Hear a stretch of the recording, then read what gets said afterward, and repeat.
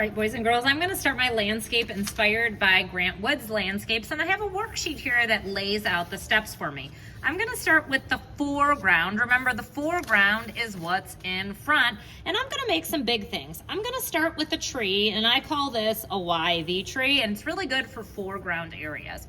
You start with two parallel lines, and I like to use kind of a jagged line to connect because this represents where the roots of the tree are. Now I'm going to go to the top, and I want to make this look like the letter Y by making two diagonal lines. Now I'm going right over that, and I'm making a V. Now it looks kind of like a bubble letter Y, okay? And I'm just going to keep repeating this step. So I'm going to go over here, and I'm going to kind of ignore all this, and I'm going to turn that into a Y. Diagonal, diagonal. After my Y comes the V. And I can keep going as long as I want. So I'm going to turn that into a Y, put in a V, Y, V. Whenever I'm done, I just connect to close with that V. So Y, V, Y, V, Y, V. And these wind up looking like the branches and twigs on a tree.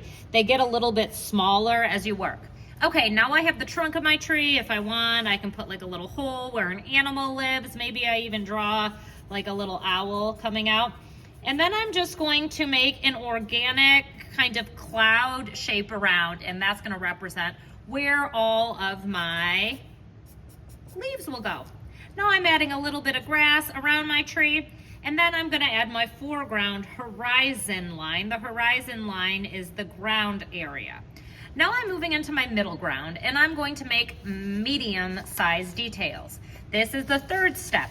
I can also look through this idea sheet that has all different types of ideas of things I might like to add. In my middle ground, I think I'm going to add a barn. When you want to make it look like a barn, that X on the door really helps make it look like a barn. I'm gonna put a fence next to my barn for animals. Maybe I will put some crops. Crops are like the fields of plants that farmers grow. And to make something look like crops, you start with these kind of parallel lines. Mine are moving out and getting bigger. And then just make little lines inside to look like the plants themselves. Maybe this is a field of corn. Then I'm gonna make my middle ground horizon line. Okay, last step is small details in the back. So a tree, similar to my YV tree, is gonna be really tiny because it's very far away. Maybe I'll make an evergreen tree. Evergreen trees are the ones with the needles that stay green all year. Maybe I will put a house back there for someone to live in. I'm gonna make a few more trees. Maybe I'll make a little field there where they are growing plants next to their house, putting little dots because this is even further away. So instead of lines, I'm using that dot. Okay, adding lots of small details, and then lastly, adding my line for that horizon area. Then I'm gonna move into my sky and add sky and weather information. Is it daytime? Is it nighttime? And you can see there I made a little mistake. I'm using a permanent marker and my paper kind of wrinkled on me. So instead of getting upset, I'm gonna take that mistake, that little line I made, and turn it into something fun, like little marks on the sky, or I'm sorry, little dots on the moon, like a texture. All right, I'm gonna put some clouds in the sky. Then I'm gonna go back to my foreground area and add some more big details. Maybe I will put some mushrooms in the foreground area. Now, if you look at this mushroom, it's like as big as the barn. Mushrooms are not actually as big as barns. It only looks big because it's in the foreground area. If I made that same mushroom there, it would probably be so small I actually couldn't see it. So these kinds of details are really only good for the foreground area because if they were in the background, we couldn't see it. I want mine to be fall, so I think I'm gonna make a pumpkin in the foreground. I like to make my pumpkin with a series of ovals, so it looks kind of like a fairy tale pumpkin. And pumpkins actually grow on vines, so you can make a vine if you want. Now, if I wanted to make a pumpkin back there, I might be able to see it, but it would be very small, like that. And I'm gonna keep adding details like that, maybe a little texture on my tree until I'm happy with the way it looks. When we add color to these, we're gonna be doing something called marker painting. And for marker painting, you need markers and paintbrushes. You use the ink of the marker to be the color. So what I'm gonna do is I'm just kind of generally shading in. Usually when we color, I have you color in all the way, like this. When we do marker painting, you can just kind of use a scribbly line to generally fill in that area. And you'll see why in just a minute. I think I'm gonna do the brown of my tree. And again, not really stressing about coloring everything in all the way. It's just like a general kind of scribble because I'm gonna be using my paintbrush to move and pull that color.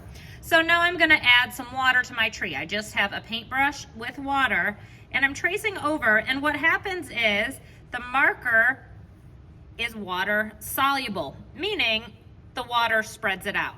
So when I use my paintbrush, it's spreading that paint around.